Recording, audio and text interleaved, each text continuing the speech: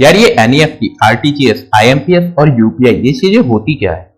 तो भैया ये कुछ भी नहीं, ये सिंपल पैसे ट्रांसफर करने के अलग अलग तरीके हैं। आपको तो अब पैसे ट्रांसफर करने हैं ना, तो आपके पास ये कुछ 4 तरीके हैं। अब बात ये आती है कि भैया हमें कौन सा तरीका यूज करना चाहिए, कौन सा तरीका हमारे लिए बेस्ट है। तो ये डिपेंड कर रहा होता है आपकी रिक्वायरमेंट्स पे, क्योंकि यहाँ हर एक मेथड की अपनी अलग अलग लिमिटेशंस है, अलग फीचर्स है। तो अब बात कर लेते हैं हमारे पहले मेथड के बारे में, वो है एनईएफटी। एनईएफटी का फुल फॉर्म है नेशनल इलेक्ट्रॉनिक फंड ट्रांसफर। इसे 2005 में लॉन्च करा गया था।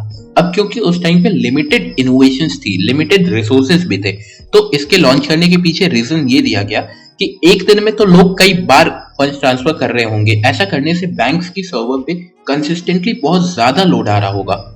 तो इन्होंने एक तरीका निकाला। इन्होंने कहा हम 1 से 2 घंटे में आने वाले सारे ट्रांजैक्शंस के रिक्वेस्ट की एक बंच बनाएंगे और फिर हमारा कंप्यूटर 1-2 घंटे बाद उन सारे रिक्वेस्ट को साथ में प्रोसेस कर देगा। इसलिए यार एनईएफटी एक टाइम टेकिंग प्रोसेस बन गया। अब इसमें एक और लिमिटेशन थी उस टाइम पे जब ये शुरू हुआ था। इसका यूज सिर्फ बैंकिंग आवर्स में किया जा सकता था, यानी आप नॉन बैंकिंग आवर या हॉलीडे में इसका यूज नहीं कर सकते थे। पर ये लिमिटेशंस अभी हटा दी गई है। दिसंबर 2019 से इसे 24/7 अवेलेबल करा दिया गया है। अब क्योंकि एनईएफटी एक टाइम टेकिंग प्रोसेस है, तो इसे ओवरकम करने के लिए एक नया प्रोसेस लाया गया, RTGS, real time gross settlement. इसे भी 2005 में लॉन्च करा गया था। आरटीजीएस से आप रियल टाइम में पैसे ट्रांसफर कर सकते हो, पर यहाँ पे कुछ लिमिट्स है। आरटीजीएस के अंदर आपके ट्रांजैक्शन का मिनिमम अमाउंट कम से कम 2 लाख या उससे ज्यादा का होना चाहिए। उसके अलावा सेम एनईएफटी वाली लिमिट यहाँ भी है, यानी आप इस फैसिलिटी का यूज सिर्फ बैंकिंग आवर्स में कर सकते थे। पर यार यहाँ एक अच्छी बात हो गई, दिसंबर 2020 से इस फैसिलिटी को भी 24/7 अवेलेबल कर दिया गया है। तो जब एनईएफटी और आरटीजीएस लॉन्च हुए थे तो इनमें लिमिट्स थी कि इनका यूज सिर्फ बैंकिंग आवर्स में किया जा सकता था। तो इन प्रॉब्लम्स को ध्यान में रखते हुए 2010 में एक ऑर्गेनाइजेशन सामने आई, NPCI, National Payment Corporation of India. इन्होंने अपना कॉन्सेप्ट दिया आईएमपीएस का, इमीडिएट पेमेंट सर्विस। आईएमपीएस का यूज करके आप इंस्टेंट फंड्स ट्रांसफर कर सकते हो और ये फैसिलिटी उस टाइम पे ही 24/7 अवेलेबल थी। तो कहने के लिए तो ये उस समय डोमेस्टिक यूज के लिए सबसे बेस्ट मेथड था। पर यहाँ भी कुछ खास मजा नहीं आ रहा था, क्योंकि ये सारे प्रोसेसेस काफी लेंदी थे।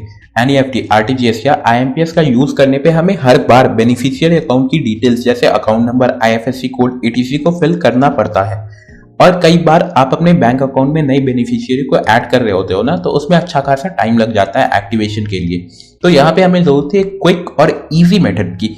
फिर 2016 में दोबारा से एनपीसीआई ने यूपीआई का कॉन्सेप्ट दिया। यूपीआई यानी यूनिफाइड पेमेंट इंटरफेस। यूपीआई से आप इंस्टेंट पेमेंट ट्रांसफर तो कर ही सकते हो। ये प्रोसेस बहुत शॉर्ट एंड सेफ भी है। यहाँ आपको बार बार बेनिफिशियरी अकाउंट की डिटेल फिल करने की जरूरत नहीं पड़ती।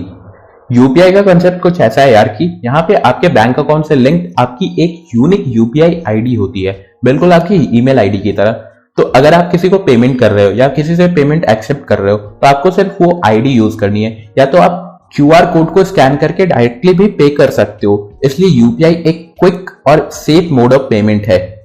पर यहाँ पे भी कुछ लिमिट्स है यार। आप एक दिन में मैक्स टू मैक्स 1 लाख रुपए ही ट्रांसफर कर सकते हो। बाकी लिमिट्स यार बैंक टू बैंक वेरी कर रही होती है, डिपेंडिंग आपका अकाउंट कौन सी बैंक में है। सो ओवरऑल हमारी डेली लाइफ में यूपीआई एक बेस्ट ऑप्शन है। अगर आपने अब तक अपनी यूपीआई आईडी क्रिएट नहीं करी है, तो आप डिस्क्रिप्शन में दी गई लिंक से फ्री में क्रिएट कर सकते हो। और क्योंकि अभी प्रेजेंट टाइम में कुछ ऑफर्स भी चल रहे हैं और ऑलमोस्ट हमेशा चल रहे होते हैं, तो आपको गारंटीड कैशबैक मिल रहा होगा आपकी फर्स्ट सक्सेसफुल यूपीआई ट्रांजैक्शन के बाद। तो उम्मीद करता हूँ इस वीडियो से आपने कुछ नया सीखा होगा। अगर वीडियो अच्छा लगा लाइक कर देना, सब्सक्राइब करके बेल आइकन जरूर दबा देना ताकि हमारी नेक्स्ट इंफॉर्मेटिव वीडियो की नोटिफिकेशन आप तक पहुंच जाए। आपका वैल्यूएबल टाइम देने के लिए थैंक्स एंड गुड बाय।